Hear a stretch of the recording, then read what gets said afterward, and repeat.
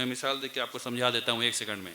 میں نے اس پین کو اچھالا، یہ ہمیشہ نیچے آئے گا، کبھی اوپر نہیں جائے گا. ہوتا یہ ہے کہ جب مسلمان بھی پڑھانا شروع کرتے ہیں اور جس چیز کو علوم سریہ کہا جاتا ہے، یعنی فزکس، کیمسٹری، بایولوجی، میتھمیٹکس وغیرہ وغیرہ وغیرہ، اس کو جب پڑھانا شروع کرتے ہیں تو عربی اور قرآن چھوٹ جاتا ہے. اور یہ ظلم ہے، یہ ظلم ہے. یہ بچے پر بھی ظلم ہے، آپ پر بھی ظلم ہے، یہ آخرت کے لیے ظلم ہے، یہ پورے معاشرے کے لیے ظلم ہے. اگر فزکس قرآن کی خدمت میں نہیں ہے، اللہ تبارک تعالیٰ نے کہا تدبر کرو میری آیات پہ. اب اللہ کی آیات کیا ہیں؟ اس کی مثال میں بار بار دیتا ہوں کہ آپ کی پتلی اور آپ کی پتلی میں جو نس ہے، اور نس کے اندر جو خون ہے، اور خون کے اندر جو سیل ہے، اور سیل کے اندر جو مائٹوکونڈریا ہے، اور مائٹوکونڈریا کے اندر جو چیز ہے، وہ تمام چیزیں اللہ کی آیات ہیں.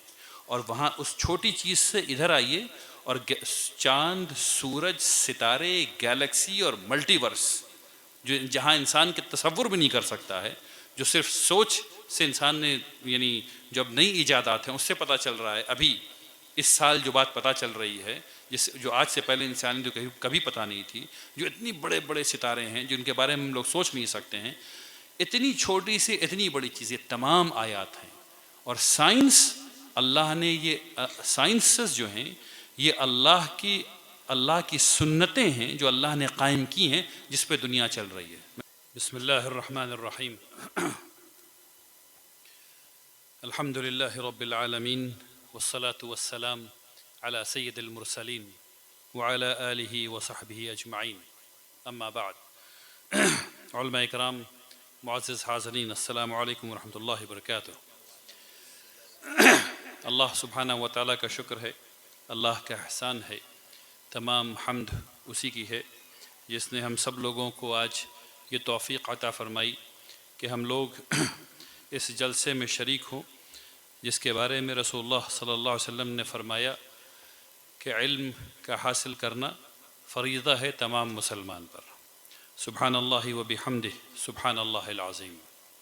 اللہ تبارک تعالیٰ کی حمد و ثنا کے بعد میں شکریہ ادا کرنا چاہتا ہوں آپ تمام حضرات کا، اس جلسے کے تمام منتظمین کا، اور خاص کر کے جناب حافظ رحمت رحمانی صاحب کا. وہ جو آواز ہے نا، اس کو تیز کرنے سے کوئی فائدہ نہیں ہے. آج اتنی آواز سب کو آواز آ رہی ہے تو آپ کم ہی کر دیجئے، تیز مت کیجئے انشاءاللہ. ٹھیک ہے نا؟ مجھے تیز آواز میں بات کرنے کی عادت نہیں. شکریہ. میں شکریہ ادا کرنا چاہتا ہوں خاص کر کے جناب حافظ رحمت رحمانی صاحب کا، جناب داؤد صاحب کا، جناب برکت سردار صاحب کا، جناب شہاب ملک صاحب کا، جناب ڈاکٹر سرفراز صاحب کا، جناب افتخار صاحب کا، جناب محمد چاند صاحب کا، جناب محمد صدام صاحب کا، جناب محمد شاہین صاحب کا، جناب نعمان اختر صاحب کا. آپ تمام حضرات کا اللہ تبارک تعالیٰ آپ کے اخلاص کو، آپ کی محبتوں کو قبول فرمائے. آمین یا رب العالمین.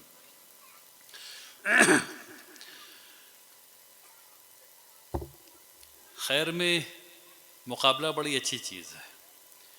میری بڑی خواہش رہی کہ میں بچیوں کا ایک مدرسہ قائم کروں، اور جناب حافظ رحمت صاحب اس میں سبقت لے گئے. اللہ ان سے قبول فرمائے. آمین یا رب العالمین. اب میری ذمہ داری ہے کہ میں اور ہم سب لوگ مل کر کے اس مدرسے کو کامیاب بنائیں انشاءاللہ. اللہ کا شکر ہے کہ اللہ نے وہ دن دکھایا کہ ہم لوگ مدرسۃ الشفا میں بیٹھے ہوئے ہیں. اللہ تبارک تعالیٰ اس مدرسے کو قبول فرمائے. اس مدرسے میں جتنے لوگ لگے ہوئے ہیں بنانے میں، ان کے اخلاص کو قبول فرمائے. ابھی یہ مدرسہ اس حالت میں ہے جہاں اس کی مثال بیج کی سی ہے، اور ہم لوگوں کے سامنے ایک راستہ اللہ نے کھول دیا ہے، اور وہ راستہ ہے جنت کمانے کا.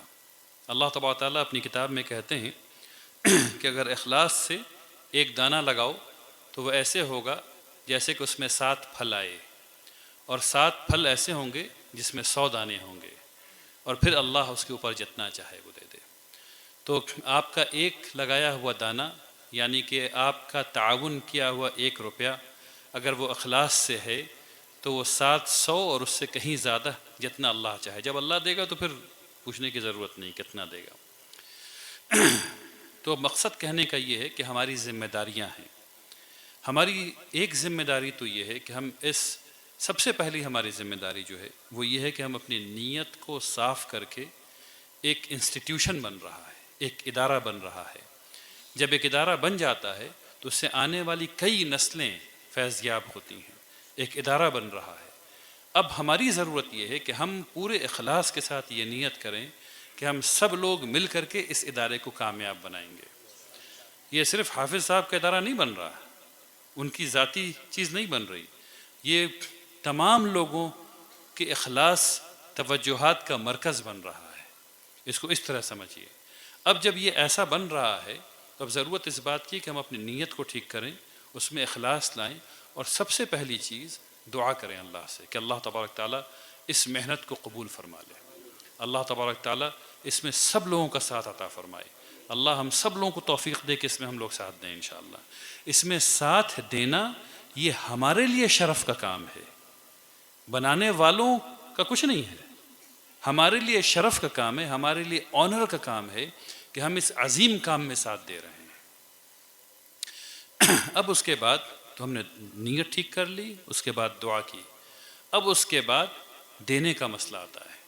اب آپ جو دیں گے وہ اپنی جیب سے دیں گے انشاءاللہ، اور اس کے بعد جب وہ جیب سے دے چکے ہوں، یعنی ہم لوگ ہمیشہ سوچتے ہیں جب دینے کے مسئلے میں تو ہمیشہ ہی سمجھ میں آتا ہے کہ بہت بڑی رقم دینی پڑے گی، نہیں، کوئی بڑی رقم نہیں مانگ رہا۔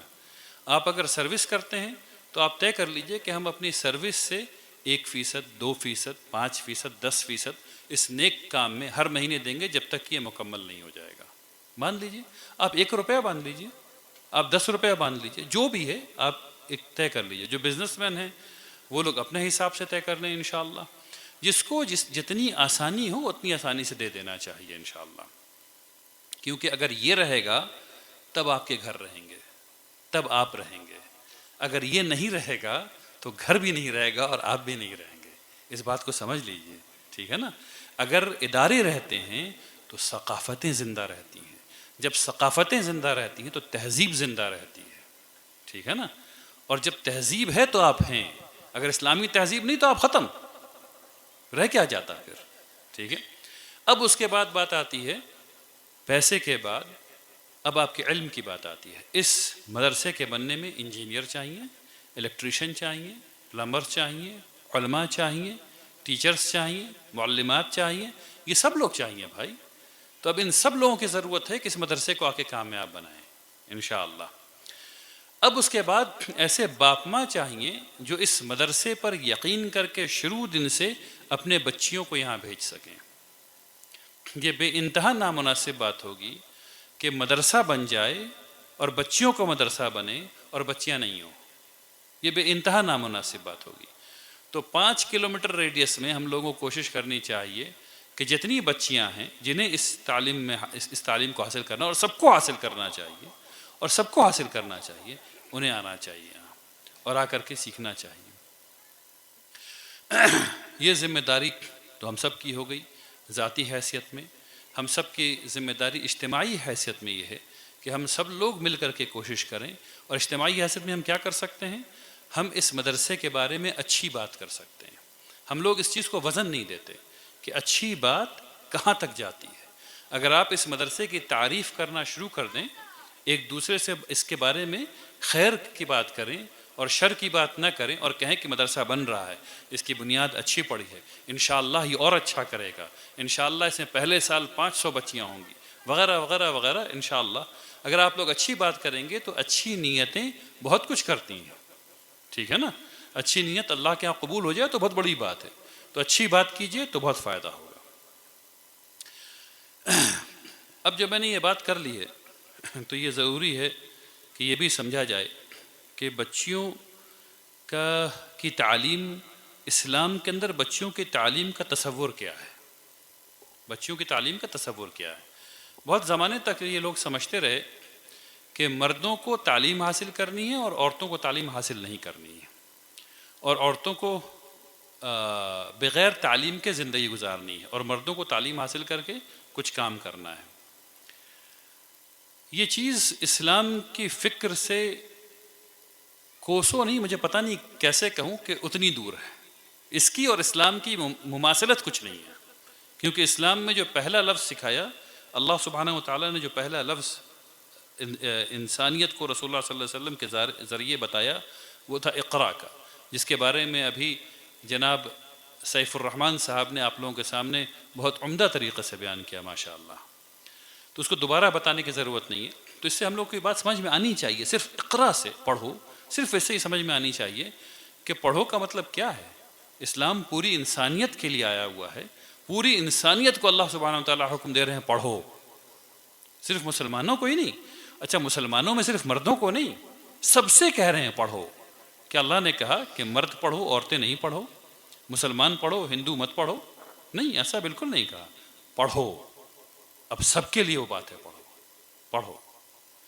اب اس کے بعد اس کو رسول اللہ صلی اللہ علیہ وسلم نے اسپیسیفک بھی کر دیا، کہا طلب العلم فریضۃ علی کل مسلم، یہ جو علم ہے اس کو طلب کرنا، اس کو حاصل کرنا فریضہ ہے تمام مسلمان پہ۔ کیا یہ کہا کہ مرد پہ فریضہ ہے اور عورت پہ نہیں ہے، لڑکی پر نہیں ہے؟ بالکل نہیں۔ اسی کی وجہ سے ہم لوگوں کے پاس جو حدیث شریف پہنچی ہے اس میں سے جو بہت بڑا ذخیرہ ہے وہ عائشہ رضی اللہ تعالیٰ عنہ کی طرف سے آیا ہوا ہے۔ جب مدینہ کے لوگوں کو بات سمجھ میں نہیں آتی تو کس کے پاس جاتے تھے؟ اماں عائشہ کے پاس جاتے تھے، وہ فقیہ تھیں، اماں عائشہ کے پاس جاتے تھے نا۔ اچھا کیا ایسا کہ اماں عائشہ کے بعد کسی عورت نے نہیں پڑھا؟ شیخ اکرم ندوی صاحب سے میری بات ہو رہی تھی، انہوں نے ریسرچ کیا ہے حدیث پر، محدث آدمی ہیں، انہوں نے ریسرچ کیا، ان کے ریسرچ کا موضوع یہ تھا کہ کیا کوئی حدیث حضرت عائشہ رضی اللہ تعالیٰ کے بعد عورتوں سے نقل ہوئی ہے یا نہیں نقل ہوئی ہے۔ کیونکہ ہم لوگ کے پاس ایک مثال جو ملتی ہے ٹمٹماتی ہوئی، وہ بس حضرت عائشہ رضی اللہ تعالیٰ عنہ، ان کے بعد کوئی اور نام نہیں آتا، ٹھیک ہے نا۔ تو انہوں نے ماشاء اللہ، اللہ نے ان کو توفیق دی، اللہ ان کی عمر میں برکت دے، اللہ ان کے علم میں برکت دے انشاءاللہ۔ انہوں نے کوشش کی اور ریسرچ کرنا شروع کیا، تو فائنلی یہ ہوا کہ وہ بیٹھے ہوئے تھے اور شیخ لا الہ الا اللہ یوسف قرضاوی رحمۃ اللہ علیہ کے ساتھ بیٹھے ہوئے تھے۔ انہوں نے کہا کہ یہ ریسرچ میں نے کر رہا ہوں، تو انہوں نے کہا کہ کتنے عورتیں ملیں جو محدثات ہیں جن سے حدیث نقل کی گئی ہے؟ تو پتہ چلا کہ ابھی تک 10,000 عورتوں کی زندگی کے احوال وہ لکھ چکے تھے اس وقت تک، محدثات 10,000 محدثات جن سے ہم کو حدیث ملتی ہے، جو حدیث پڑھایا کرتی تھی، جو حدیث پڑھایا کرتی تھی، جو ہمارے ہاں علوم میں سب سے اونچے علوم میں سمجھا جاتا ہے، جو حدیث پڑھایا کتنی؟ 10,000۔ تب شیخ یوسف قرضاوی رحمۃ اللہ عنہ سے کہا کہ اب بس روک دو، پہلے اس کو شائع کر دو۔ تو وہ 43 والیوم پہ وہ کتاب شائع ہوئی ہے، 43 والیوم پہ وہ کتاب شائع ہوئی ہے۔ اس کا مقدمہ جو ہے وہ خود اتنا موٹا ہے، ٹھیک ہے۔ تو اس سے کیا مطلب، کیا بات پتہ چلی کہ پوری تاریخ میں جہاں اسلامی ثقافت، اسلامی تہذیب رہی، وہاں عورتوں نے خوب پڑھائی کی، اور جہاں جہاں اسلامی تہذیب اور ثقافت ختم ہوئی وہاں عورتوں نے پڑھنا چھوڑ دیا۔ اس کا مطلب کیا ہے کہ ہمارے یہاں جو اصل اسلامی فکر ہے اس کا فقدان ہو گیا۔ اصل بات یہ ہے، قرآن سے مناسبت جو تھی وہ ٹوٹ گئی۔ کیوں؟ کیونکہ ہم عربی نہیں پڑھ رہے تھے، ہم عربی نہیں پڑھ رہے تھے، ہم عربی نہیں سمجھ رہے تھے۔ ایسا نہیں ہو سکتا کہ چند لوگ عربی پڑھ لیں، چند لوگ قرآن پڑھ لیں، ایسا نہیں ہو سکتا۔ اس کی ایک بہت بڑی وجہ یہ ہے کہ ہم نے عورتوں کو پڑھائی سے روک دیا، عورتوں کو عربی سے روک دیا، عورتوں کو قرآن سے روک دیا۔ اب وہ جو کہانیاں چل رہی تھیں قرآن میں، جس کو سن کر کے مردوں کو اور عورتوں کو اسلامی فکر، اسلامی کلچر، اسلامی تہذیب بنانی تھی، وہ غائب ہو گئی۔ اتنا مضبوط کلچر، اتنی مضبوط تہذیب کہ میں بار بار اس مثال کو دیتا ہوں کہ ایک آدمی جب موروکو میں بیٹھ کر کے چھینکتا ہے تو وہ کہتا ہے الحمدللہ، اس کو بھی سیدنا یوسف کے بارے میں پتا ہے، ٹھیک ہے نا۔ اور وہ آدمی جو امریکہ میں چھینکتا ہے وہ بھی کہتا ہے الحمدللہ، اس کو بھی سیدنا یوسف علیہ السلام کے بارے میں پتا ہے۔ اور وہ آدمی جو چائنا میں بیٹھ کے چھینکتا ہے وہ بھی کہتا ہے الحمدللہ، اور اس کو بھی سیدنا یوسف علیہ السلام کے بارے میں پتہ ہے۔ یہ جو قدریں ہیں یہ غائب ہوتی چلی گئیں۔ اب ہم لوگ صرف الحمدللہ سبحان اللہ ماشاء اللہ پہ آ کر کے رک گئے ہیں، لیکن ایک زمانہ تھا جب یہ پوری کہانیاں اپنی قدروں کے ساتھ، اپنی تعلیمات کے ساتھ پورے جہاں جہاں مسلمان تھے وہاں وہاں عام تھی۔ تو حق کا مطلب جو موروکو میں تھا، حق کا مطلب مدینہ میں بھی وہی تھا، اور حق کا مطلب شاہ ولی اللہ رحمۃ اللہ علیہ کی دہلی میں بھی وہی تھا۔ عربی اور قرآن، صرف یہ دو چیز سیکھ لینے سے یہ پوری امت یہاں سے یہاں تک ایک امت، ایک جماعت بن جاتی ہے۔ جب عربی چھوڑ دیتے ہیں، قرآن چھوڑ دیتے ہیں، پھر وہ کٹ کٹ کے تقسیم ہو کے الگ ہو جاتی ہے۔ پھر ہمارے یہاں ذات بھی نکلتی ہے، پات بھی نکلتی ہے، وغیرہ وغیرہ۔ لیکن اگر جو ہم نے اپنی بچیوں کو پڑھا دیا ہوتا، اور جو ہم نے اپنے بچیوں کو عربی پڑھا دی ہوتی، تو ان کی بیٹی اور ان کا بیٹا عربی بولتے، کیونکہ ان کی مادری زبان عربی ہو گئی ہوتی۔ بات سمجھ میں آ رہی ہے؟ ان کی مادری زبان عربی ہو گئی ہوتی۔ پھر اس کے اوپر اردو بولیے، اردو بہت پیاری زبان ہے، میں بالکل منع نہیں کرتا اردو سیکھنے سکھانے سے، لیکن جو سب سے پہلی چیز ہے، اس بات کو یاد رکھیے، ہم لوگ عمر رضی اللہ تعالیٰ عنہ کو اپنے سر پر رکھتے ہیں اور ان کے فتوے کو بھی سر پر رکھتے ہیں، لیکن یہ والا فتویٰ ان کا کیوں ہم لوگ کو یاد نہیں رہتا، میری سمجھ میں نہیں آتا۔ ان کا ایک فتویٰ یہ بھی ہے کہ عربی تمہارے دین کا حصہ ہے، اس کا سیکھنا فرض ہے۔ عمر رضی اللہ تعالیٰ نے کیا فرمایا؟ عربی تمہارے دین کا حصہ ہے، اس کو سیکھنا فرض ہے۔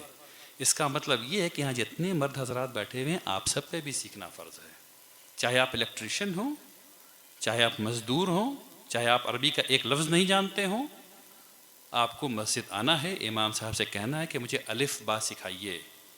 کیوں؟ کیونکہ اللہ تبارک و تعالیٰ آخرت میں پوچھیں گے۔ اللہ یہ نہیں پوچھے گا کہ تم علامہ کیوں نہیں بن گئے، اللہ میں یہ ضرور پوچھیں گے کہ تم نے کوشش کیوں نہیں کی، تم نے کوشش کیوں نہیں کی۔ تو اب واپس آئیے عورتوں کی تعلیم پہ۔ تو آپ کو یہ تو بات پتہ چل گئی کہ عورتیں فقیہ بھی ہو سکتی ہیں، عورتیں مفتی بھی ہو سکتی ہیں، عورتیں محدث بھی ہو سکتی ہیں، اور عورتیں مفسر بھی ہو سکتی ہیں۔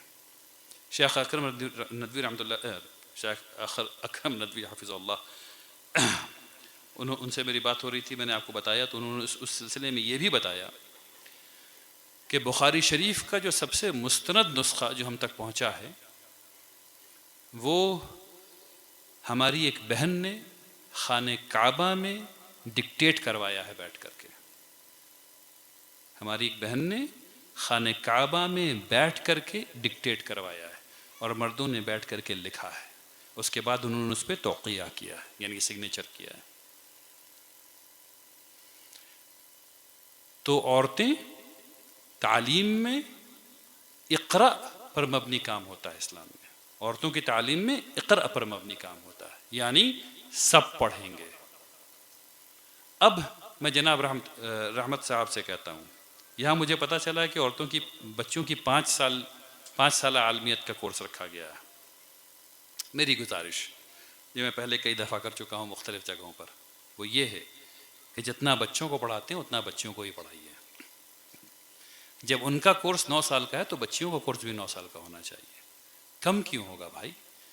کیا ہماری بیٹی، یعنی مجھے کیسا لگے گا کہ میری بیٹی بخاری شریف کا 5 باب کو پڑھ لے، باقی سب باب چھوڑ دے؟ میں تو اس بات کو قبول نہیں کر سکتا۔ میری بیٹی حنیفہ انشاءاللہ پوری بخاری شریف پڑھے گی باذن اللہ تعالی۔ تو میری دوسری بیٹی کیوں نہیں پڑھے گی؟ میری دوسری بیٹیاں کیوں نہیں پڑھیں گی؟ ٹھیک ہے نا، یہ غلط بات ہو جائے گی۔ حالانکہ انہوں نے بڑی محنت کی ہے، بڑی ہمت کی ہے، اللہ ان کی ہمت کو قبول فرمائے۔ اب یہ میری ذمہ داری ہے اور آپ سب کی ذمہ داری ہے کہ ہم لوگ یہ دیکھیں کہ ہم لوگ بچیوں کو اتنا یا اس سے زیادہ پڑھائیں انشاءاللہ، کیونکہ یہ مدرسہ ہیں۔ والد صاحب کہا کرتے تھے کہ بچیوں کو پڑھانا مدرسے کو تعمیر کرنا ہے، بچیوں کو پڑھانا مدرسے کو تعمیر کرنا ہے، کیونکہ وہ اپنے بچے کو پڑھائیں گی اور ان کے جو بچے ہوں گے ان کو بھی پڑھائیں گی، اور محلے کو بھی پڑھائیں گی، اور محلے کو بھی ٹھیک رکھیں گی۔ ٹھیک ہے نا؟ اگر کسی عورت کو یہ پتہ چل جائے کہ وہ حرام کام سے آیا ہوا پیسہ گھر میں نہیں لگا سکتی ہیں، تو یقیناً مرد حرام کام نہیں کر پائیں گے۔ پھر وہ تو جو آئے گا اس کو مار کے پھینک دے گی نکال کر کے۔ ٹھیک ہے نا؟ وہ قبول ہی نہیں کریں گی گھر میں. یہ حرام کا پیسہ کہاں سے آ گیا؟ آپ تو ہر روز 550 روپے کماتی ہیں, آج 800 روپے کہاں سے آ گیا؟ سو بتا دیجیے پہلے. یہ 350 ندی میں پھینک دیجیے لے جا کر کے, نہیں چاہیے. بات سمجھ میں آ رہی ہے؟ تو ہم لوگوں کو مردوں کو بھی اخلاص سکھانا ہے, پڑھانا ہے, اور عورتوں کو ہی پڑھانا ہے انشاءاللہ. دیکھیے رات بہت ہو گئی ہے, اور انشاءاللہ میرا خیال ہے کہ سیف الرحمن صاحب نے باقی تمام باتیں کر دی ہیں. بس ایک آخری بات یہ کہتا ہوں, یہ بات بالکل صحیح ہے کہ اللہ کے رسول نے ہم لوگوں کو جو دعا سکھائی ہے علم کے بارے میں, وہ ہے اللہم انی اسألک علما نافعا. یا اللہ میں آپ سے نفع بخش علم کا سوال کرتا ہوں, نفع بخش علم مانگتا ہوں. رسول اللہ صلی اللہ علیہ وسلم نے یہ نہیں کہا کہ مجھے علوم دینیہ دے دیجئے, مجھے علوم عصریہ دے دیجئے. اسلام میں ایسی کوئی تفریق نہیں ہے, پورے قرآن میں ایسی کوئی تفریق نہیں ہے, حدیث میں ایسی کوئی تفریق نہیں ہے. یہ بات خالص نصارہ سے آتی ہے, کرسچن سے آتی ہے. جب چرچ اور اسٹیٹ الگ ہوئے تو ایک کے پاس تلوار تھی, اس نے دنیا لے لی, ایک کے پاس ان کی بائبل تھی, انہوں نے تھیولوجی لے لی, اور وہ تھیولوجی پڑھانے لگے اور یہ باقی تمام چیز پڑھانے لگے. ٹھیک ہے نا؟ اسلام میں اس کی کوئی گنجائش نہیں ہے, کوئی گنجائش نہیں. جو فرق اس کو سمجھ لیجئے, جو فرق اس کو سمجھ لیجئے. ہوتا یہ ہے کہ جب مسلمان بھی پڑھانا شروع کرتے ہیں, اور جس چیز کو علوم سریہ کہا جاتا ہے, یعنی فزکس, کیمسٹری, بایولوجی, میتھمیٹکس وغیرہ وغیرہ وغیرہ, اس کو جب پڑھانا شروع کرتے ہیں تو عربی اور قرآن چھوٹ جاتا ہے. اور یہ ظلم ہے, یہ ظلم ہے. یہ بچے پر بھی ظلم ہے, آپ پر بھی ظلم ہے, یہ آخرت کے لیے ظلم ہے, یہ پورے معاشرے کے لیے ظلم ہے. اگر فزکس قرآن کی خدمت میں نہیں ہے, اللہ تبارک تعالیٰ نے کہا تدبر کرو میری آیات پہ. اب اللہ کی آیات کیا ہیں؟ اس کی مثال میں بار بار دیتا ہوں کہ آپ کی پتلی, اور آپ کی پتلی میں جو نس ہے, اور نس کے اندر جو خون ہے, اور خون کے اندر جو سیل ہے, اور سیل کے اندر جو مائٹوکونڈریا ہے, اور مائٹوکونڈریا کے اندر جو چیز ہے, وہ تمام چیزیں اللہ کی آیات ہیں. اور وہاں اس چھوٹی چیز سے ادھر آئیے, اور چاند, سورج, ستارے, گیلیکسی اور ملٹی ورس, جو جہاں انسان کے تصور بھی نہیں کر سکتا ہے, جو صرف سوچ سے انسان نے, یعنی جو اب نئی ایجادات ہیں اس سے پتہ چل رہا ہے. ابھی اس سال جو بات پتہ چل رہی ہے, جو آج سے پہلے انسان نے جو کبھی پتہ نہیں تھی, جو اتنی بڑے بڑے ستارے ہیں جن کے بارے میں ہم لوگ سوچ نہیں سکتے ہیں, اتنی چھوٹی سی اتنی بڑی چیزیں تمام آیات ہیں. اور سائنس, اللہ نے یہ سائنسز جو ہیں یہ اللہ کی سنتیں ہیں جو اللہ نے قائم کی ہیں, جس پہ دنیا چل رہی ہے. میں مثال دے کے آپ کو سمجھا دیتا ہوں 1 سیکنڈ میں. میں نے اس پین کو اچھالا, یہ ہمیشہ نیچے آئے گا, کبھی اوپر نہیں جائے گا. ہر وہ چیز جس میں وزن ہے, آپ اس کو اچھالیں گے وہ کبھی اوپر نہیں جائے گا, وہ ہمیشہ نیچے آئے گا. کیوں؟ اس کو کہتے ہیں گریوٹی. یہ اللہ کی سنت ہے. اس کو جب آپ پڑھیں گے تب قرآن کو سمجھیں گے. تب ایک طریقہ ہے قرآن کو سمجھنے کا, جو آج کا طریقہ ہے. تو اللہ نے کہا میری آیات پہ تدبر کرو. اب پتلی پہ بھی تدبر کرنا ہے, اس قلم پہ بھی تدبر کرنا ہے, اس اینٹ پر بھی تدبر کرنا ہے, سورج پہ بھی کرنا ہے, ملٹی ورس پہ بھی کرنا ہے, اور چھوٹی سے چھوٹی چیز پہ کرنا ہے. اس کو کرنے کے آلات کیا ہیں؟ سائنس. لیکن اگر جو سائنس اللہ کی رضا کے لیے قرآن کی خدمت میں نہیں پڑھا اور پڑھایا جا رہا ہے, تو یہ ظلم ہو جائے گا. کیونکہ ایسا کرنے سے جو بات ہو سکتی ہے وہ یہ کہ آپ ایٹم بم بنا بیٹھیں, جس سے انسانیت کا خاتمہ کیا جا سکتا ہے. اللہ سبحانہ و تعالیٰ اس بات کی اجازت نہیں دیتے کہ ہم ایسی چیز بنا لیں جس سے انسانیت کا خاتمہ کیا جائے. لیکن اگر ہم لوگ اقرأ بسم ربک الذی خلق, اللہ کے نام کے ساتھ پڑھیں گے, یہ تمام چیزوں کو قرآن کی خدمت کے نقطہ نظر پڑھیں گے, تو پھر ہم اسی ایٹمک انرجی سے بلب جلائیں گے. اور یہ بالکل ٹھیک بات ہے. بات سمجھ میں آ رہی ہے؟ تو ایک طرف سائنس اللہ کے نام کے بغیر اگر پڑھی جائے, قرآن اللہ کے بغیر کے نام پڑھی جائے, تو صرف ظلم. ٹھیک ہے نا؟ ہم میں سے یعنی رسول اللہ صلی اللہ علیہ وسلم کی مسلم احمد میں حدیث ہے کہ میری امت کے اکثر منافق قرآن پڑھ رہے ہوں گے. بات سمجھ میں آ رہی ہے؟ میری امت کے اکثر منافق قرآن پڑھ رہے ہوں گے. تو اگر وہ بھی اللہ کے نام کے بغیر پڑھی جائے تو وہ ظلم ہے. اور پڑھنے والا اس طریقے سے پڑھنے والا جو اللہ کی رضامندی کے لیے نہیں پڑھ رہا, ریا کے لیے پڑھ رہا ہے, منافقت میں پڑھ رہا ہے, ہم سب لوگوں کو پتا ہے کہ وہ جہنم میں گھسیٹ کر کے لے جایا جائے گا منہ کے بل پہ. تو ہم لوگوں کو یہ جو مدرسہ قائم ہو رہا ہے اللہ تبارک تعالیٰ یہ توفیق عطا فرمائے کہ ہم اس مدرسے میں یہ تمام چیزوں کو پڑھایا جائے انشاءاللہ، اور اس کی بنیاد میں، اس کی بیس میں ہر سال عربی اور قرآن ضرور پڑھایا جائے، ہر جگہ ہر جگہ۔ آپ اپنے بچوں کو بلا شبہ انگریزی اسکول بھیجیے، لیکن شرط یہ ہے کہ اس انگریزی اسکول میں عربی اور قرآن اسلامک اسٹڈیز پڑھایا جا رہا ہو، ٹھیک ہے نا؟ آپ بلا شبہ مدرسے بھیجیے، اور وہاں کی شرط بھی یہی ہے کہ سب سے پہلے عربی، قرآن اور اس کے ساتھ ساتھ سائنسز بھی پڑھائے جا رہے ہوں انشاءاللہ۔ تو ہم سب لوگوں کو یہ عہد کرنا چاہیے اپنے دل میں کہ ہم لوگ ایسا کریں گے انشاءاللہ۔ آئیے اللہ تبارک تعالیٰ سے دعا کریں کہ اللہ تبارک تعالیٰ اس مدرسے کو قبول فرمائے، اس مدرسے کو بہترین منتظمین، بہترین مدرسین، بہترین متعلمین عطا فرمائے، اس مدرسے کو اس پورے علاقے کا سپورٹ عطا کرے، اور اس مدرسے کو ہم تمام لوگوں کی دعائیں نصیب کرے۔ بسم اللہ الرحمن الرحیم۔ اللہ